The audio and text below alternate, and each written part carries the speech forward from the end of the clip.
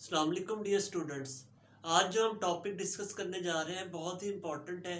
ये फार्मूला आप लोगों ने हर क्लास में तकरीबन पढ़ा है। ए प्लस बी का होल स्क्वायर इक्वल होता है A square plus 2ab plus B square. लेकिन आज तक हमें ये किसी ने नहीं बताया होगा कि ये इसके इक्वल कैसे होता है, इसका प्रूफ नहीं करवाया होगा।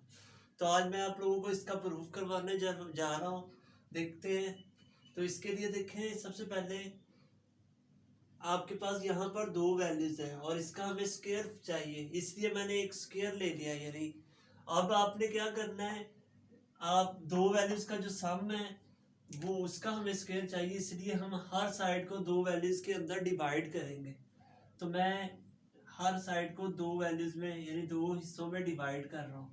एक हिस्से को हम ए का नाम और दूसरे हिस्से को बी का नाम दे देते हैं। अब आपके जहन में यहाँ पर ये क्वेश्चन आया होगा कि सर ने यहाँ पर ये लाइन सेंटर में है क्यों नहीं लगाई, एक साइड पे क्यों लगाई है। ए का जो डिस्टेंस है वो कम रखा गया, बी का ज़्यादा रखा गया। उसकी वजह ये यहाँ पर दो आपको मुख्तलिफ नंबर्स नज़र आ रहे हैं। अगर ये हम लाइन सेंटर में तब लगाते अगर यहाँ दोनों ए होते या दोनों बी होते, यानी ये दोनों वैल्यूज एक जैसी होती।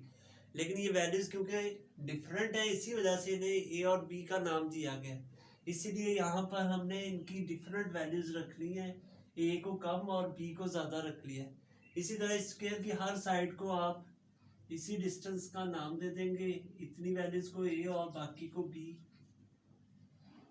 इसकी थर्ड साइड को भी ए और इसको बी। इसी तरह इसकी फोर्थ साइड को भी ए और बी का नेम दे देते हैं।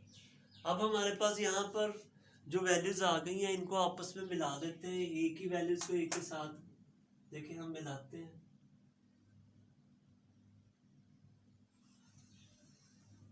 ए की वैल्यू को हम ए के साथ मिला देंगे। इसी तरह इनको मिला दें, इन लाइंस को हमने मिला दिया। अच्छा देखिए, अब हमें सबसे पहले एक इसमें मुकम्मल डायग्राम नज़र आ रही है जो कि स्क्वायर है। सबसे पहले हम उसका एरिया फाइंड करेंगे। तो आपको अगर नहीं पता तो मैं बता देता हूँ। जो एरिया ऑफ स्क्वायर होता है वो एल स्क्वायर होता है।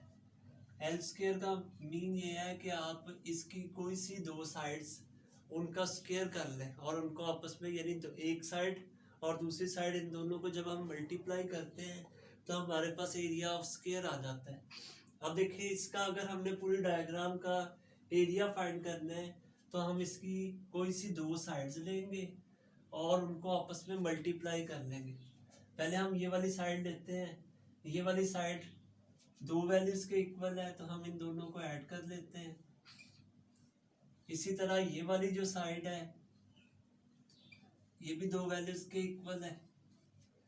अब हमने इन दोनों को मल्टीप्लाई क्यों किया, क्योंकि एरिया जो होता है किसी भी चीज़ का दोनों साइड्स की लेंथ को हमने आपस में मल्टीप्लाई करना होता है। तो ये हमारे पास बन जाएगी ए प्लस बी का होल स्क्वायर।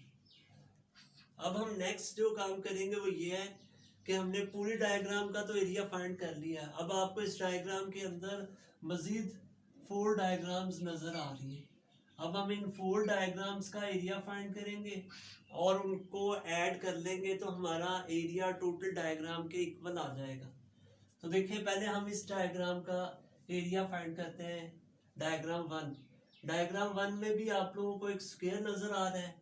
तो स्क्वायर का एरिया कैसे होता है, हमने दोनों साइड्स को आपस में मल्टीप्लाई करना होता है। यानी ए को ए के साथ मल्टीप्लाई करेंगे प्लस। अब हम नेक्स्ट डायग्राम का एरिया फाइंड करेंगे। ये आपको एक रेक्टेंगल नज़र आ रही होगी और रेक्टेंगल का जो एरिया होता है वो लेंथ मल्टीप्लाई बाय विड्थ होता है। वो यहाँ पे अप्लाई करें कि हम इन दो लेंथ को और विड्थ को आपस में मल्टीप्लाई कर देते हैं, ए इंटू बी। अब हम थर्ड डायग्राम की तरफ आते हैं। ये भी आपके पास एक रेक्टेंगल है, इसकी भी लेंथ और विड्थ को आपस में मल्टीप्लाई कर दें। और लास्ट में हमारे पास ये फोर्थ डायग्राम रह गई है जो एक स्क्वायर की शक्ल में है। इनकी भी आप क्या करेंगे, एल स्क्वायर होता है यानी लेंथ, इन दोनों को मल्टीप्लाई कर लेंगे आपस में। अब आप देख रहे होंगे मैं इन सब के दरमियान में प्लस के साइन लगा रहा हूँ। उसकी क्या वजह है? क्योंकि हमारे पास ये 4 डायग्राम्स है, अगर हम इनको ऐड करेंगे तो वो टोटल डायग्राम के एरिया के इक्वल आ जाएगी। तो देखते हैं क्या इसका आंसर बन रहा है। देखें A multiply by A square, A B और ए बी को अगर हम ऐड कर लेते हैं ये 2ab बन जाएगा, और b को b के साथ मल्टीप्लाई करें तो b स्क्वायर आ जाएगा। देखिए सबसे पहले हमने जो एरिया निकाला था वो टोटल डायग्राम का निकाला। दूसरे नंबर पे हमने जब एरिया फाइंड किया, इनकी तमाम डायग्राम्स जो इस डायग्राम के मुख्तलिफ पार्ट्स हैं उनका एरिया निकाल के उनको ऐड किया, तो दोनों के आंसर सेम आ रहे हैं। इस तरह आपका ये प्रूफ हो गया है कि a प्लस बी का जो स्क्वायर होता है वो इक्वल होता है A square plus 2ab plus B square. तो इस तरह के बहुत सारे क्वेश्चन जिनमें हमें पता नहीं होता कि ये आए कैसे हैं, वाई जब आ जाता है, और मैथ में हर वाई का जवाब मौजूद है। इस तरह की बहुत सारी वीडियोस आपको मेरे चैनल इजी मैथ गुलाम मुस्तफ़ा में मिल जाएंगी। Thank you.